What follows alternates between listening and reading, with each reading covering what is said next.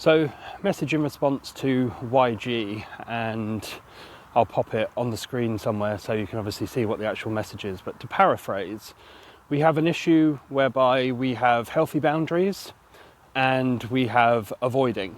We also have a secondary element, which is why I do and why I don't do things. And we then have a subsequent third element, which is ultimately the kind of glue to all of the above.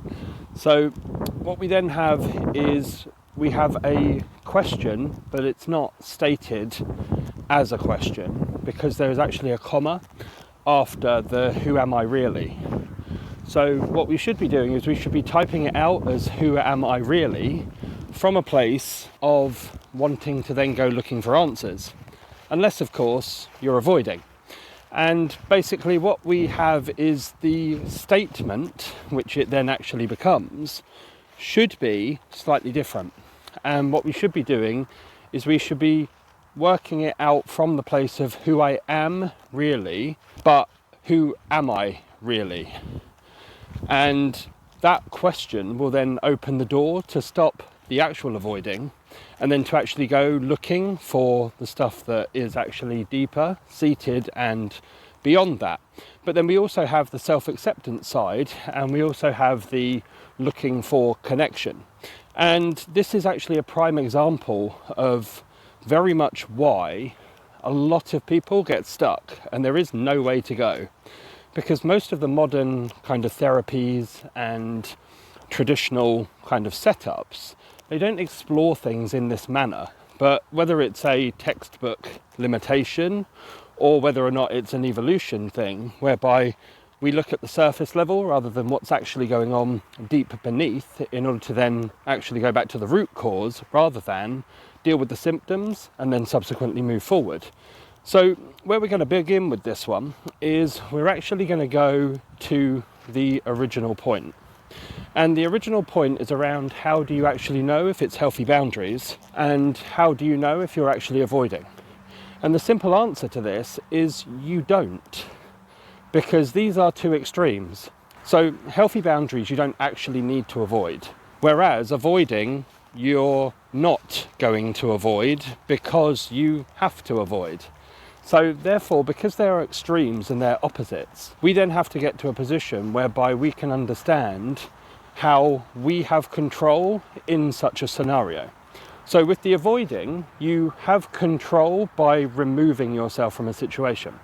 Whereas with healthy boundaries, you don't have that control because it's naturally existing because of your way of being. And this is where a lot of people go, here's my boundary, it needs to be respected. And because it needs to be respected, if you don't respect it, then it causes me a problem.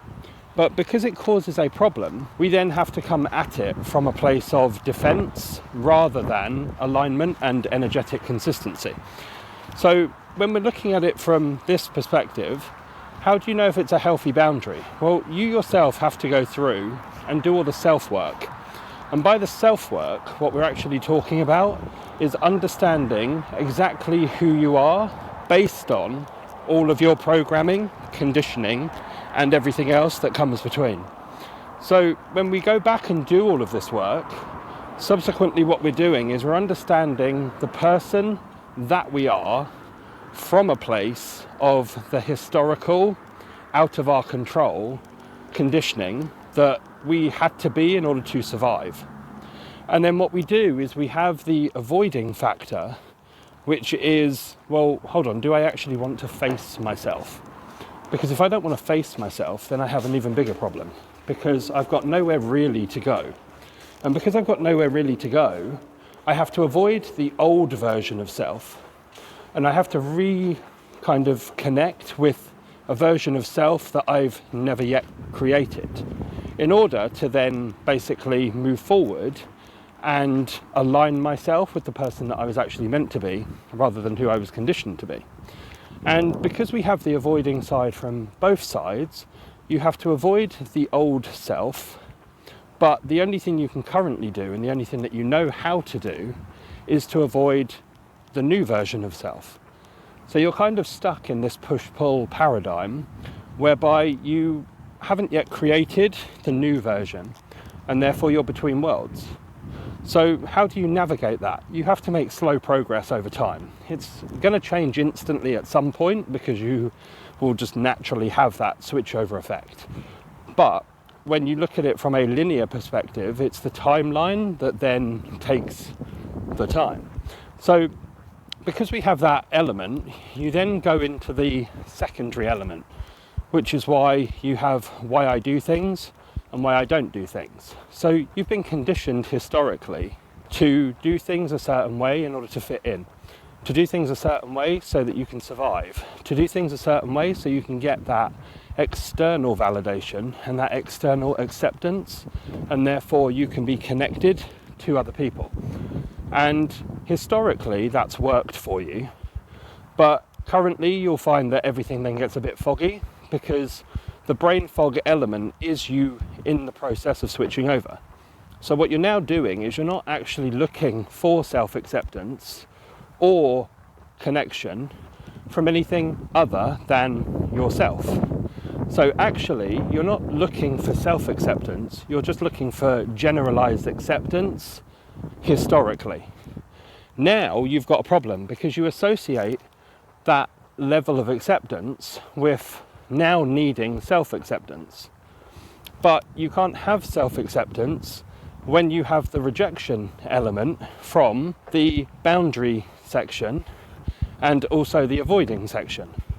So the question then becomes, if you have this now seemingly double negative of avoiding to avoid, to then work out why you're doing and or not doing things, then how do you actually get out of it without understanding exactly how you've built that programming in the first place?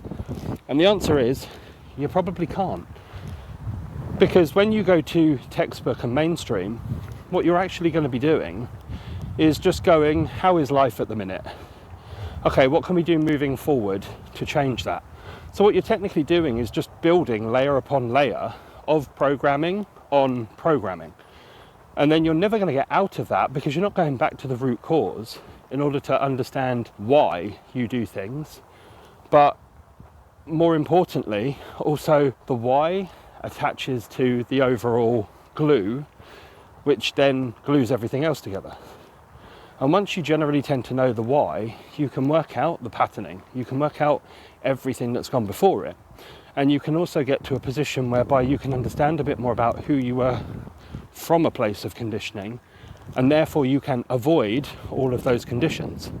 And then what we do is we get to a point whereby we then have to not look for connection to anything other than ourselves. So if we've been disconnected from the body, if we've been disconnected from the mind, if we've been disconnected from the emotions, then generally speaking, that will be a level of avoidance.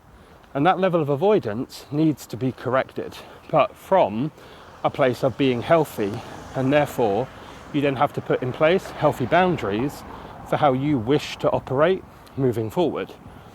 And then with the self-acceptance, you've already accepted a version of self, because otherwise you wouldn't be functional and you wouldn't be in a position to function. So you also have to reject that old version of self and therefore start creating the new version of self that you can then ultimately accept.